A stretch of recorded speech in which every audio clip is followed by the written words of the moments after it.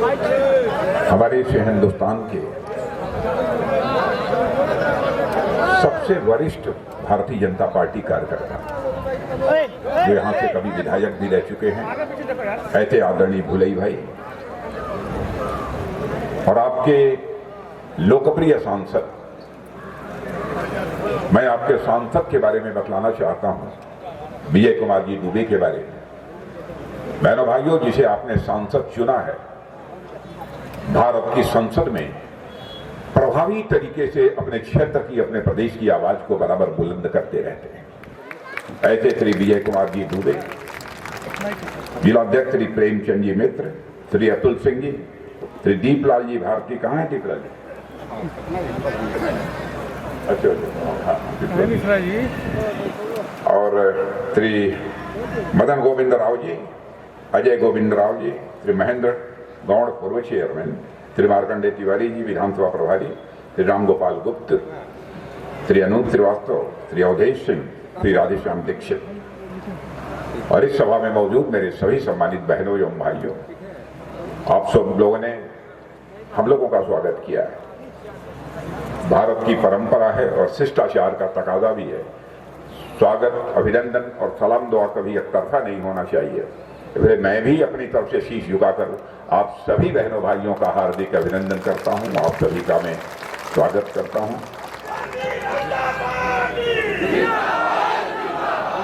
और यहां पर यदि मैं आया हूं तो आपने देखा कि आपके सांसद विजय दुबे जी ने कहा कि राजनाथ जी आते हैं तो चुनाव जीत जाते हैं, लेकिन जब विजय जी चुनाव लड़ रहे थे उस समय जब मैं आया था, पूरे अभियान की हमारी वो अंतिम सभा थी। अब प्रायः मैंने देखा है कि जब अपनी अंतिम सभा को मैं संबोधित जहां करता हूं, प्रायः वो सीट जीत जाती है। अभी तक का हो सकता है, कभी गड़बड़ भी हो सकता है, और आज भी जिस सभा को यहां संबोधित करने आया हूं, आज की यह अंतिम सभा है।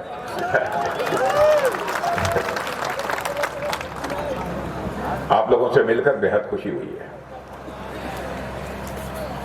और आप लोगों ने 2017 में भारतीय जनता पार्टी की सरकार क्लियर मेजॉरिटी से, स्पष्ट बहुमत से बनाई है, और पार्टी ने फैसला लिया कि योगी आदित्यनाथ जी को नेतृत्व करना चाहिए इस सरकार का। यही तो है ना। और बहनों भाइयों, योगी जी ने 5 साल तक लगातार उत्तर प्रदेश की सरकार का नेतृत्व किया है। मैं कह सकता हूं, हर मोर्चे पर जिस तरीके से प्रभावी कार्रवाई योगी आदित्यनाथ जी की सरकार ने किया है, उसकी जितनी भी सराहना की जाए मेरे बहनों भाइयों, वह कम है। हेलो, नमस्कार। और सबसे बड़ा प्रश्न, सबसे बड़ी बात, कानून और व्यवस्था के मोर्चे पर जो कामयाबी हासिल की है योगी जी ने, आपको शायद इस बात की जानकारी न हो, उसकी प्रशंसा केवल उत्तर प्रदेश में नहीं हो रही है, बल्कि हिंदुस्तान के हर राज्य में हो रही है। समाजवादी पार्टी का भी शासनकाल आप लोगों ने देखा है, क्या हालात हो रहे थे, अराजकता का माहौल था, यहां तक कि बदमाश और जो माफिया हुआ करते थे, बड़े बड़े अधिकारियों के ट्रांसफर चुटकी बजा के करा देते। दंगे होना तो आम बात हो गई, हथियार लेकर गुंडे और बदमाश इधर उधर घूमते थे। लेकिन बहनों भाइयों, योगी जी की सरकार बनने के बाद सबकी घिघी बंद गई। घिघी का मतलब समझे तो हुआ कि नहीं? तो ये मत समझा कि तो लोन भोजपुरी बोला ला, हम बोली ला।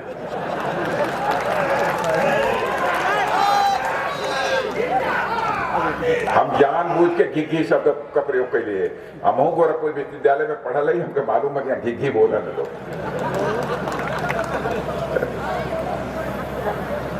माने सब दुबक गए। और इस सचमुच हम किसी राज्य का विकास करना चाहते हैं तो विकास की पहली शर्त होती है कानून और व्यवस्था का चुस्त दुरुस्त होना। कानून व्यवस्था ठीक नहीं है तो विकास किसी भी सूरत में नहीं हो सकता। और विकास के मामले में मैं कोई बहुत लंबी फहरिस्त आपके सामने नहीं रखना चाहता हूं, कि योगी जी ने यह कर दिया, यह कर दिया, यह कर दिया। बीजे जी ने आपको बतलाया कि आपके ही जिले में मेडिकल कॉलेज बन गया, ट्रॉमा सेंटर बन गया। मेडिकल कॉलेज डिस्ट्रिक्ट हेडक्वार्टर पर बनना कोई एक छोटी बात नहीं है। ऐसे हमारे प्रधानमंत्री का संकल्प है, हिंदुस्तान का एक भी जिला शेष नहीं बचेगा जिस जिले के मुख्यालय पर कोई न कोई एक मेडिकल कॉलेज न खुल जाए, ऐसा एक भी जिला नहीं बचेगा। और एक बहुत ही प्रमुख बात आप लोगों को बतलाना चाहता हूं जो योगी जी ने किया है, शायद आप लोगों को जानकारी नहीं हो। बहनों भाइयों, हर राज्य की, हर देश की एक अर्थव्यवस्था की साइज होती है, आकार होता है। लोग कहते हैं कि भाई अमेरिका की अर्थव्यवस्था की का आकार इतना ट्रिलियन डॉलर है, 17 ट्रिलियन डॉलर, कहीं का बिलियन डॉलर होता है। हम लोग भी कहते हैं कि भारत को हम 5 ट्रिलियन डॉलर, क्या होता है? धन दौलत संपत्ति सब जोड़कर हर राज्य अथवा देश की अर्थव्यवस्था का आकार क्या है, यानी वह राज्य कितना फल फूल रहा है, कितना धनाढ्य हो रहा है, कितना हुआ है, वो सब निकालते हैं, तो उसको कहते हैं अर्थव्यवस्था का आकार। अब मैं बताना चाहता हूं 2017 में जिस समय शासन की बागडोर योगी जी ने संभाली थी, उत्तर प्रदेश की अर्थव्यवस्था का आकार साइज ऑफ इकोनॉमी तो 21 लाख करोड़ रुपए थी। बहनों भाइयों, इस मिट्टी को नमन करना चाहता हूं, करिश्माई काम किया है। 5 वर्षों में जिस उत्तर प्रदेश की अर्थव्यवस्था का आकार 11 लाख करोड़ रुपया था, वह बढ़कर 21 लाख करोड़ रुपये तक पहुंच गया। 21 लाख करोड़। और मैं अपने प्रेस के मित्रों से भी कहना चाहता हूं, मेरी कोई भी बात गलत हो, लगता हो कि राजनाथ सिंह आए थे, झूठ बोलकर गए हैं, जरूर अखबार में लिख दीजिएगा या खुलेआम टेलीविजन पर मेरी आलोचना कर दीजिएगा, मैं उसे स्वीकार करूंगा। और यह बात मैंने इसलिए कह रहा हूं, जिंदगी में यदि बहनों भाइयों मैंने राजनीति की है तो जनता की आंखों में धूल झोंक कर राजनीति नहीं की है, जनता की आंखों में आंख डालकर राजनीति की है, इसलिए मैं यह बात कह रहा हूं। भारतीय जनता पार्टी इस हिंदुस्तान की ऐसी राजनीतिक पार्टी है जो यकीनन मैं कहना चाहता हूं, बहनों भाइयों, आपके भरोसे को हम किसी भी सूरत में टूटने नहीं देंगे। हमारे यहां व्यक्ति कोई इधर उधर की बात बोल दे, व्यक्ति इधर उधर की बात बोल दे, वह न पूरा करे, लेकिन भारतीय जनता पार्टी यदि बोल देगी तो बहनों भाइयों वो पूरा होकर रहेगा, चाहे समय भले ही थोड़ा लग जाए।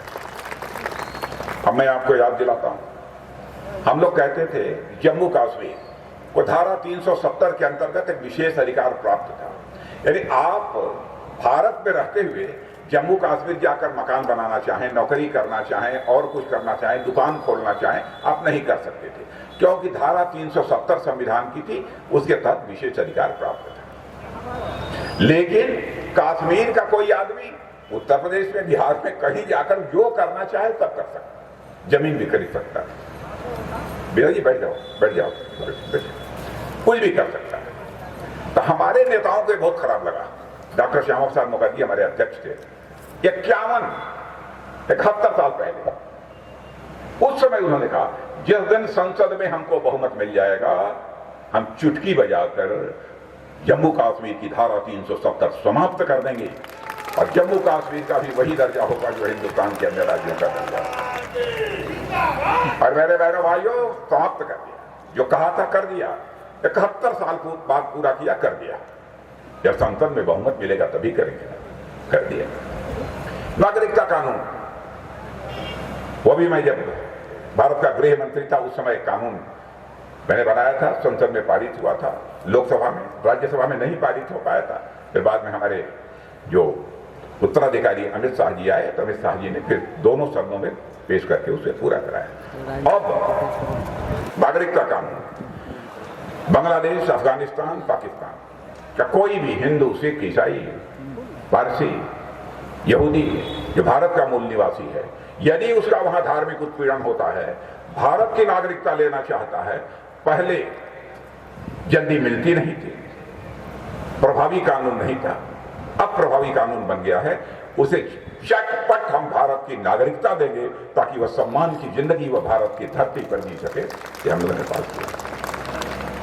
84 से कहते आ रहे हैं आएंगे राम मंदिर बनाएंगे, तो लोग कहते थे जब चुनाव आता है तब लगते हैं भाई पहले राम मंदिर बनाने। बहनों भाइयों, वह समय आ गया, जो कहा था पूरा हो रहा है। आप अपनी प्रत्यक्ष आंखों से देख सकते हैं। आज राम मंदिर बनता हुआ आप प्रत्यक्ष अपनी आंखों से देख सकते हैं अयोध्या की धरती पर। यानी जो कहा था सो किया। कभी कभी हम लोग हल्के में भी बात यदि बोलते हैं तो बहनों भाइयों, मैं तो सावधानी बरतता हूं, जब संभल कर बोलना चाहिए।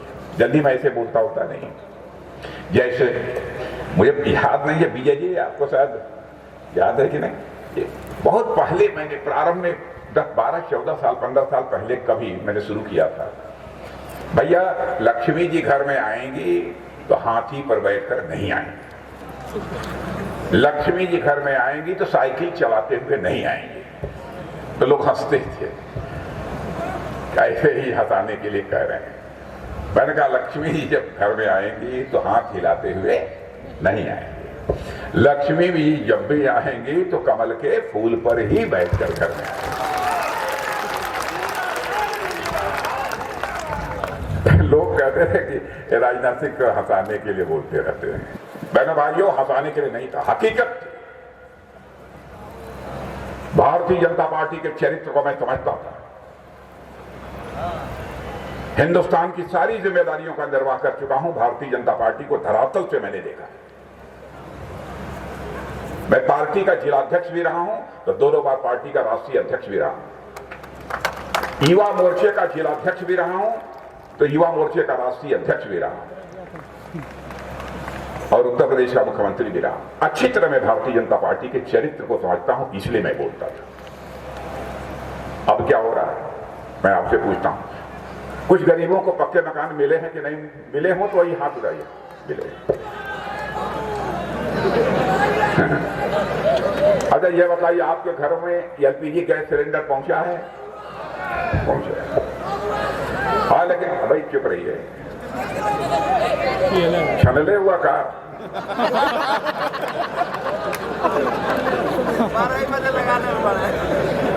नहीं, समय लगा ला उतरे में। नहीं, सब ठीक है, ठीक है, ठीक है। अच्छा ये बोला एलपीजी गैस सिलेंडर तो मिली होगी लोगों को, अधिकांश लोगों को मिली होगी।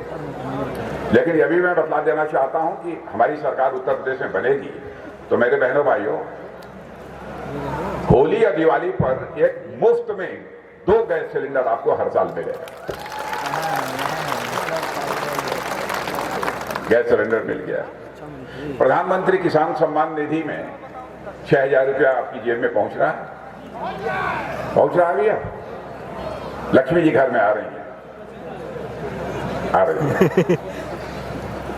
और ये बताइए कि ये मुफ्त का जो राशन महीने में 2 बार मिल रहा है वो आप लोगों को मिल रहा है? भाई साहब, आप लोगों को मिल रहा है? जो पीछे लोग खड़े हैं 4 दिवाली को मिल रहा है। लेकिन ईमानदारी से आप लोग एक बात बतलाई है हमें कि कहियों में से आधा बेच तो नहीं देला आप लोग? कहा भैया आप मतलब आधा बेचे ना लोग कि नहीं? यहाँ अरे हाँ, इतना हम ही बेचू पड़ेगा।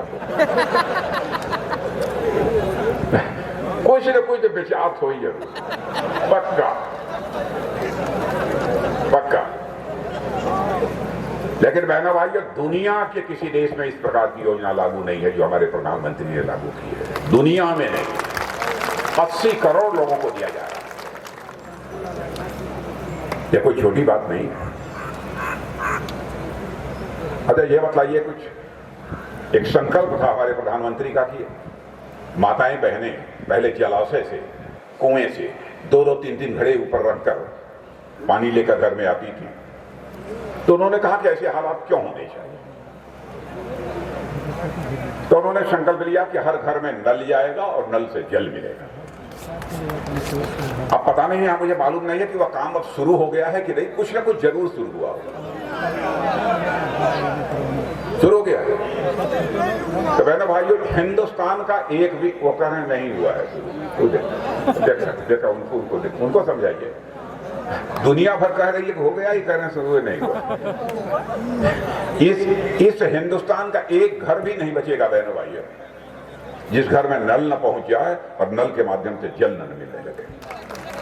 और मैं आज आपको यह भी बता देना चाहता हूं, आगे चलकर हम यह भी सुनिश्चित करेंगे ये जल मिले, जल की शुद्धता कायम रहनी चाहिए, जल प्रदूषित नहीं होना चाहिए, इसकी भी पक्की व्यवस्था हम लोग करेंगे। किसने सोचा था यह सब सारा होगा? इसी को कहते हैं घर का लक्ष्मी, पैसा आवे, अनाज आए, मकान आए, गैस सिलेंडर आवे, आयुष्मान भारत कार्ड। अब आयुष्मान भारत कहा है, कोई छोटी चीज नहीं है। 10, 20, 25 लोगों को, 50 लोगों को जरूर यहां मिला होगा। मिला है? मैं मिला है। अब ये मत सोचिएगा कि रामकोला में या देवरिया में है तब इससे इलाज होगा। आप दिल्ली, मुंबई, कलकत्ता में रहेंगे, एकाएक बीमार हो गए, आपके पास कार्ड है, कार्ड दे दिया तो 5 लाख रुपए तक का आपका मुफ्त इलाज होगा। ये है दुनिया में ऐसी योजना मेरे बहन भाइयों कहीं नहीं, दुनिया में कहीं नहीं। इसीलिए मैं कहने आया हूं कि भारतीय जनता पार्टी हिंदुस्तान की एक ऐसी राजनीतिक पार्टी है जो विकास और सुशासन, डेवलपमेंट और गुड गवर्नेंस के मामले में हिंदुस्तान की बेजोड़ पार्टी मानी जाती है। बेजोड़ पार्टी, विकास और सुशासन के मामले में। इसलिए मैं आप लोगों से अपील करने आया हूं कि आप सभी का समर्थन भारतीय जनता पार्टी को प्राप्त होना चाहिए। और मैं यह भी कहना चाहता हूं, 7.5 वर्ष में जब से केंद्र में हम लोगों की सरकार आई है, बहनों भाइयों, करिश्माई काम। अब मैं बहुत उदाहरण नहीं दूंगा क्या क्या हुआ है, आप बहुत कुछ सारा जानते हैं। होता, मेरी बात ध्यान से सुन लीजिए, किसी को आपत्ति हो तो बाद में लिख दीजिएगा या हमको चिट्ठी लिख दीजिएगा। अंतर्राष्ट्रीय जगत में भारत की प्रतिष्ठा बढ़ी है, भारत की धमक बढ़ी है, दुनिया में भारत की धमक बढ़ी है। पहले भारत कुछ बोलता था तो हमारी बातों को लोग गंभीरता पूर्वक लेते नहीं थे, लेकिन आज यदि भारत दुनिया के मंचों पर बोलता है तो सारी दुनिया कान खोलकर सुनती है कि भारत बोल क्या रहा है। यह है भारत, यह है भारत। और यकीन रखना मेरे बहने भाइयों, मैं देश का रक्षा मंत्री होने के नाते भी कहना चाहता हूं, चाहे जो भी हो जाए, जो भी खामियाजा भुगतना पड़े, वह मंजूर है, लेकिन भारत माता का मस्तक हम किसी भी सूरत में झुकने नहीं देंगे, आपका भरोसा रखना। बहुत ही हमारा सशक्त नेतृत्व है। हमारे प्रधानमंत्री जी का भी लोग कहते हैं सीना 56 इंच का है। बहुत सशक्त भारत है। भारत चीन के बीच में जब युद्ध हुआ था लद्दाख में, बहुत तकलीफ हुई बहनों भाई। संसद में खड़े होकर राहुल गांधी ने कहा चीन के 3-4 लोग मारे गए, सेना के जवान, और भारत के बड़ी संख्या में मारे गए। बहनों भाइयों, देश का रक्षा मंत्री होते हुए भी मैंने कभी खुलासा नहीं किया कि किधर के कितने लोग मारे गए, सारी जानकारी होने के बावजूद, क्योंकि यदि मैं बोल दूं सारी दुनिया कहेगी कि भारत ने ज्यादती की है। एक से एक आरोप लोग लगा रहे हैं। प्रधानमंत्री जी बात हुई तो कह राजनाथ जी चुप्पी साधे रहिएगा, आप समझ जाइए।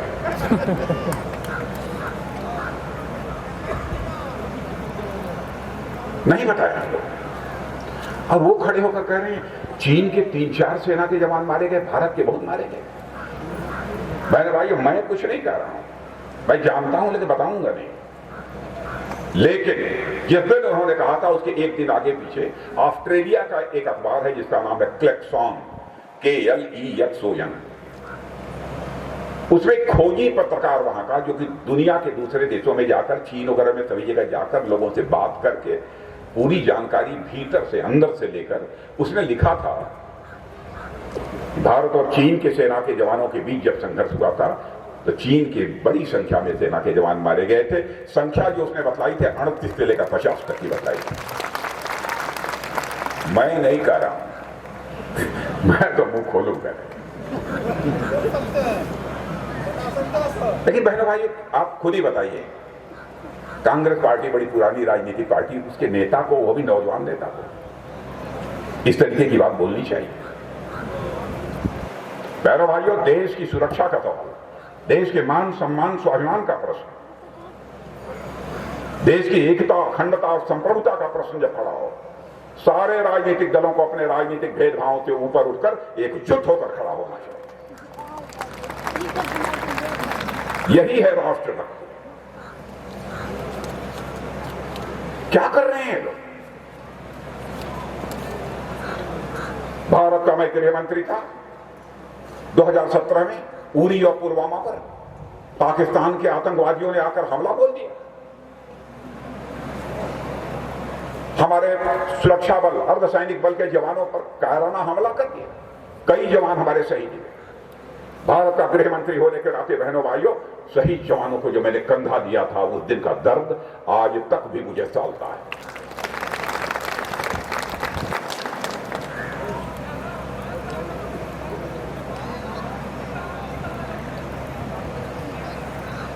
उसके बाद रात को ही प्रधानमंत्री जी, हम एक दो लोग बैठे, हमारे प्रधानमंत्री ने चट पर फैसला किया कि Rajnath ji, now we should go ahead. और उसके बाद हमारे भारत के सेना के जवान पाकिस्तान की धरती पर जाकर सर्जिकल स्ट्राइक और एयर स्ट्राइक कर आतंकवादी ठिकानों का सफाया कर दिया। बहनों भाइयों, यह है भारत, यह है भारत। संदेश चला गया दुनिया को, भारत वह भारत नहीं है, नया भारत बन रहा है। यदि किसी ने हमको आंख दिखाने की कोशिश की, हमारे मान सम्मान स्वाभिमान पर चोट पहुंचाने की कोशिश की, तो हम उसे बाउंड्री के इस पार भी मार सकते हैं, जरूरत हुई तो बाउंड्री के उस पार भी जाकर मार सकते हैं। यह भारत के अंदर का है।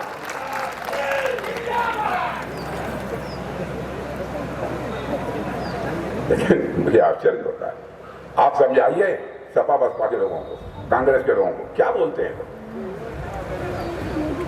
अब सपा क्या कह रही है? कहते हैं हम समाजवादी हैं। बहनों भाइयों, आप लोगों में से जो पुराने लोग होंगे, समाजवाद की परिभाषा आप लोगों ने पढ़ी होगी। आप लोग भी समाजवाद की परिभाषा कोई पढ़ा है कि नहीं? आप लोगों ने वहां तो खड़े, बड़ी संख्या में लोग खड़े। समाजवाद, जगह एक सज्जन कह रहे हैं पढ़े, आप पढ़े होंगे, जरूर पढ़े होंगे। बहनों भाइयों, समाजवादी वह होता है जो समाज में रहने वाले लोगों के को भय और भूख दोनों से छुटकारा दिलाए, दोनों का समाधान करे, वही समाजवादी होता है। ये बताइए, भय से छुटकारा दिलाया है समाजवादी पार्टी? ये आते हैं तो बैठने वालों की संख्या बढ़ जाती है, बैठने वालों की संख्या बढ़ जाती है। अरे बड़े बड़े अधिकारियों का जिसका चाहे वो ट्रांसफर करा दे, आप देखते रह जाएंगे। यह हालत है। लेकिन जोगी जी ने कमाल काम किया, माफियाओं का जो घर गिराया है, वाह, ये तो ठीक है, बुलडोजर था, चलवा दिया। अच्छा किया, बुलडोजर को सड़क ही नहीं बनेगा, सड़क ही नहीं बनाएगा, बल्कि बुलडोजर को कुछ और काम मिल गया। अब बुलडोजरों की संख्या बढ़ जाएगी उत्तर प्रदेश में। अच्छा काम, एक काम सबसे उत्तम किया है, वो उत्तम काम किया है कि संकल्प लिया है, जहां पर माफियाओं के इस प्रकार के अवैध मकान बने थे, वो जो धराशायी किए जाएंगे, तो वहां पर किसी धंधा सेठ का महल नहीं बनेगा, बल्कि गरीबों का आवास बनाया जाएगा। बहनों भाइयों, मैं इसकी प्रशंसा करता हूं, बहुत उत्तम काम किया। कानून व्यवस्था तो कम से कम चुस्त दुरुस्त होनी चाहिए ना, जो वह नहीं रहेगी। अच्छा, बिजली समाजवादी पार्टी के शासनकाल में मुफ्त 300 यूनिट मुफ्त बिजली देने का वादा किया था, मिल रही थी कुछ? आजकल तो बिजली मिल रही है ना। वो कह रहे हैं अभी उतरा नहीं है, वो कह रहे हैं नहीं मिल रही, कह रहे हैं नहीं मिल रही। नहीं, जब मिलेंगे हम लोग अगली बार तो पूछेंगे, अब आज नहीं आपसे पूछेंगे। चलिए आगे खड़े। अच्छा, अब वो कहते हैं मुफ्त बिजली देंगे हम लोग, अब वो कहते हैं सबको मुफ्त बिजली देंगे। बताइए, देश चलेगा, प्रदेश चलेगा, कैसे चलेगा भाई? सब बैठ जाएंगे कारखाने। हम लोग कहते हैं किसानों को सिंचाई के लिए मुफ्त बिजली देंगे, हम केवल किसानों की सिंचाई के लिए देंगे। हम ऐसा वादा कुछ नहीं करते कि जो संभव ही न हो, अथवा जिसका खामियाजा प्रदेश की अर्थव्यवस्था को भुगतना पड़े, ऐसा वादा हम लोग नहीं करते हैं। ये बात हम लोगों ने कही है। तो मित्रों अब मुझे इस बात की भी खुशी है, यह सब जो मकान बदमाशों गिराए गए ना, सब 1900 करोड़ 1900 करोड़ की संपत्ति जब्त की गई। वाह, कमाल है। 1900 करोड़ की संपत्ति जब्त की गई, ये कोई छोटी बात नहीं है। और मैं समझता हूं कि सोच ईमानदार है और काम दमदार है, इसमें योगी सरकार है। यही बात।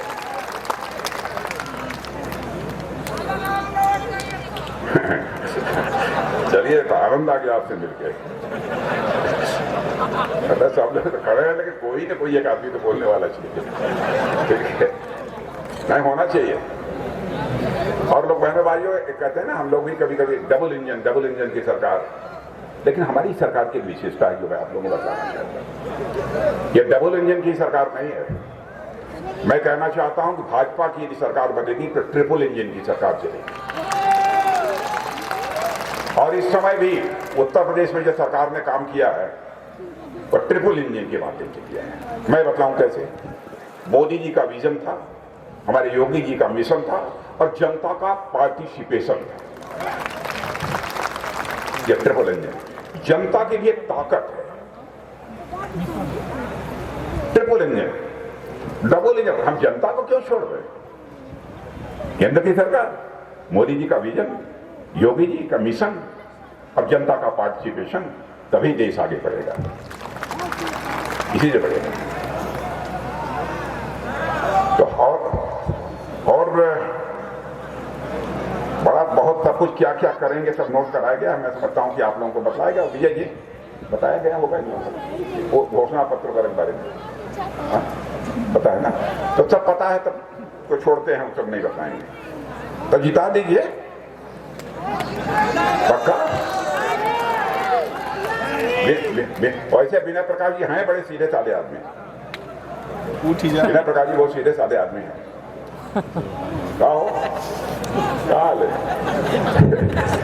अब इनके जिताया था जमने में आप लोग, लेकिन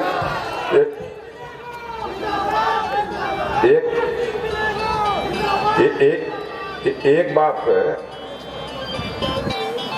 आप लोग भारतीय जनता पार्टी के संबंध में जरूर हम अपील करें। ये मत देखें कि क्या प्रत्याशी है, कहा है, ये सब होता है। बहुत चक्कर में न पड़नी चाहिए। कारण है कि भारतीय जनता पार्टी हिंदुस्तान की अकेली पार्टी है जिसका एक दर्शन है, फिलॉसफी है, आइडियोलॉजी है। हम किसी की सनक पर नहीं चलते, दर्शन है, आइडियोलॉजी है। आज मोदी जी हैं, कल कोई आएगा, उसके पहले कोई था, सब एक आइडियोलॉजी से चलते थे। काम करने का तरीका सबका अलग अलग होता है। पहले हम कोई बड़ा परिवर्तन कर देंगे, करिश्मा कर देंगे, ऐसा नहीं है, पार्टी करेगी। इसलिए मैं आप लोगों से अपील करना चाहता हूं, हम हमारे विनय प्रकाश जी को जिता लीजिए। देखने में बहुत सज्जन है, हनुमान भक्त है, वो ये मामला है। नहीं, चेहरे पर मैंने देखा कि गांधीर्य है, सौम्यता है। वैसे एक ही बताएं, आपके सांसद भी कोई भक्त हैं, अब जिसके भक्त हो भगवान है, वो भी राम भक्त है, राम हैं सांसद। वो भी बहुत गंभीर, बहुत शालीन, बहुत प्रभावी तरीके से, मैं सच बताऊं, आपकी बातों को संसद में रखते हैं। आपके विजय दुबे जी बहुत अच्छा रखते हैं, शालीनता पूर्वक, संयम के साथ है। आजकल कभी कभी बोलते समय लोग समझता है कि हम आसमान चीर देंगे। कौन सी कावले कौन सी रहे? अच्छा, स्मार्ट सिटी। हाँ, होगी, वो भी होगी। कोरोना खत्म हो गया, बस होगी। अब हम बतियावा लगनी तो तोलन बमका लगला। कैसा? नहीं, ठीक है बेटा, वो ध्यान में है, होगा, चिंता मत करो, होगा। और तो तब चले चीनी, अब हम सबको ले अब्बे बढ़वा के चल जाएंगे। अरे कुछ योगी जी के लिए राजा कुल काम करी है, योगी जी चिंता मत करिए।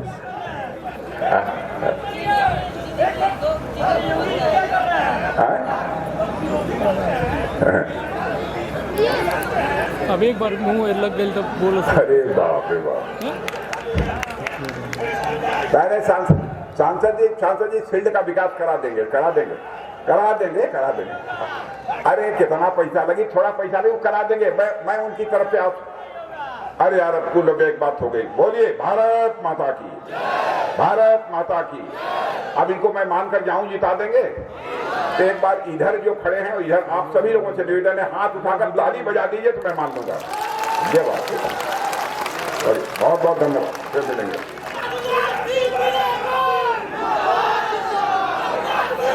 ले लिया। हेलो, भारतीय जनता पार्टी के कुशीनगर के जिला प्रभारी मानवर रमेश सिंह जी आए हैं।